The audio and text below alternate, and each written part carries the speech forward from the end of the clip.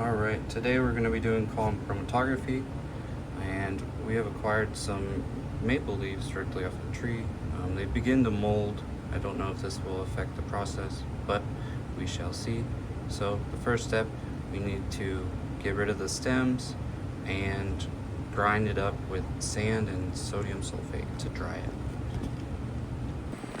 So besides the red maple leaves, we're going to use some of these yellow leaves. I'm not exactly sure what kind of tree it's from. And then we have these brown leaves that fell from the yellow tree but are dried up. So we're going to see the differences in the columns between these. But first we need to dry and pulverize the leaves. So we're going to add 1/2 gram of sand, 2 grams of sodium sulfate for about 2 grams of leaves. Alright, well that took longer than expected. This is what it should look like when it's done. This is the yellow leaf. I think it turned out the best. The dry leaves would not grind at all, even though I spent the most time on them. So we're just gonna ignore them. And the red leaves are sticking together a little bit. I've been trying to take out big stems that I see, but I think this should be good enough, and we're gonna proceed. The leaves seemed a little too wet, so I added a dash bit more sodium sulfate, and this was really effective. Okay, so now we're going to dissolve each of these ground up compounds in 8 mils of acetone. Alright, I've gone and dissolved both of the solids in acetone. The red leaves seem to be a lot thicker. And just in general, working with the yellow leaves was a lot easier. So now I'm just going to stir them up for about a minute, try to get all of the compounds to dissolve.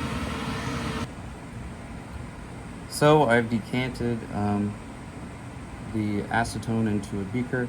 You'll notice that suddenly a third beaker appeared. What I did was wash the Erlenmeyers with about 5 mils each, and then I combined the extract. Maybe this will show a cool result on the column. Next step, we need to spot our TLC.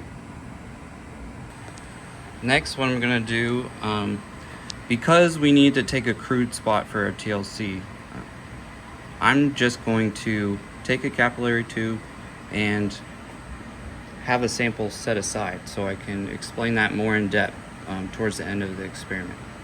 So all I'm going to do to save the crude compound before I evaporate off the acetone is take a capillary tube, or two I guess, dip it in here so it sucks up some solution, and we're just going to let it sit and chill here in the red test tube. Now we're going to do the same thing for yellow.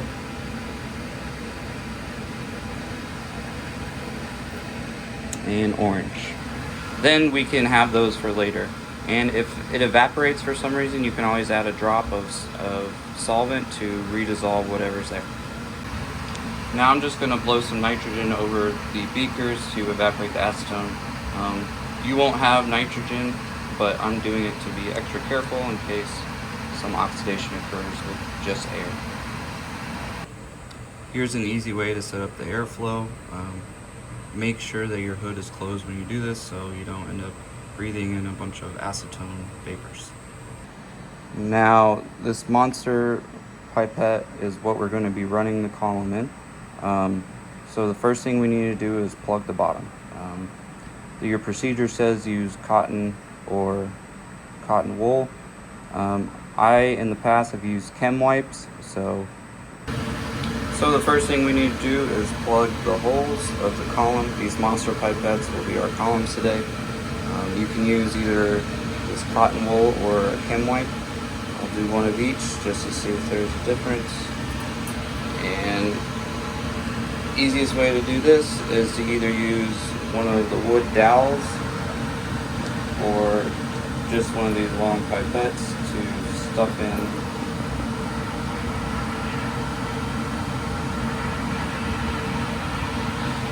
cotton wool. And you see, this is why I prefer the chem wipes, because It wasn't going in very easy. Now as we go down, we want to make sure that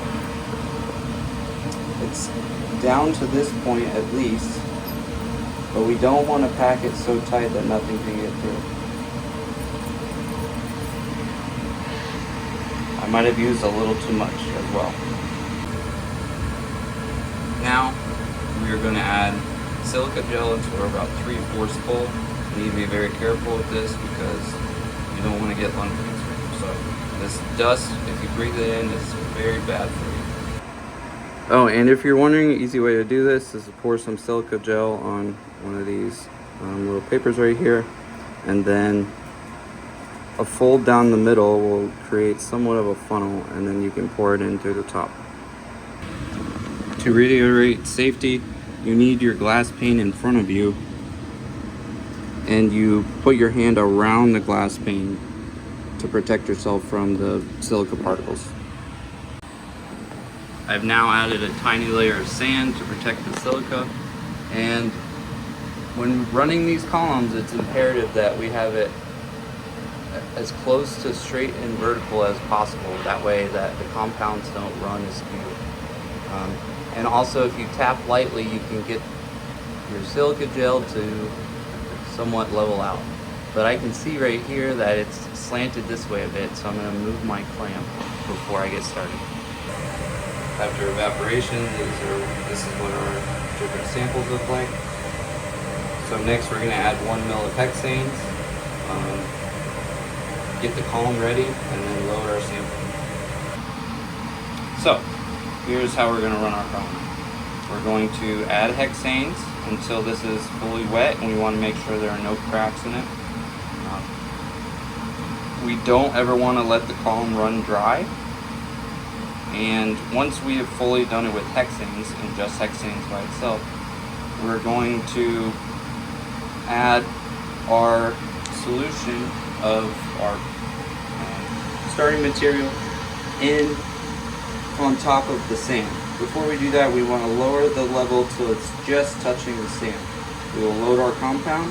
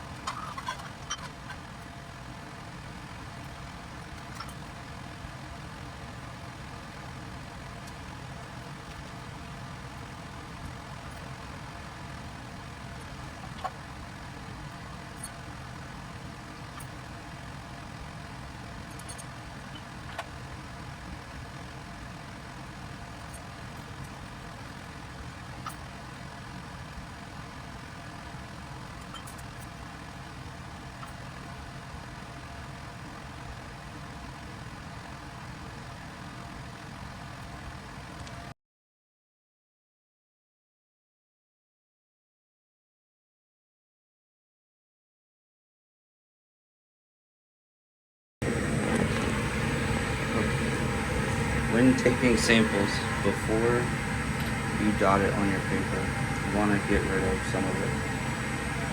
Because if you do, then you'll put too much on your TLC plate. So when you go to spot, you want about that much in a capillary tube, and you want to dab it very lightly so you can get very small circles. Once you have everything spotted, you should go and check under the UV if you see your spots. That'll tell you if it's too concentrated or not. Then you can run your TLC like this. It might be hard to see, but the solvent level is below where the starting line is. This is important because your compounds will dissolve in the eluting solvent if you have it too high. Now we're going to let it run until it gets about 75%, and then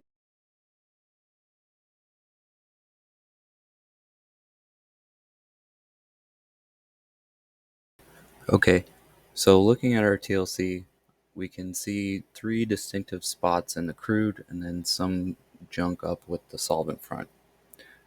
Now, whether or not we were successful with our separation in the column, it would appear that we were only somewhat successful. You can see in lane 1 that the most non-polar spot eluded, and in lane 4 we have the yellow, green, and also that non-polar spot, and lane 6 had nothing.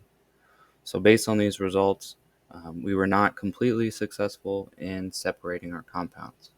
If I were to do this again, I would probably change the polarity of the system and decrease the polarity. So if I decrease the polarity, then hopefully those bands wouldn't have overlapped like they did.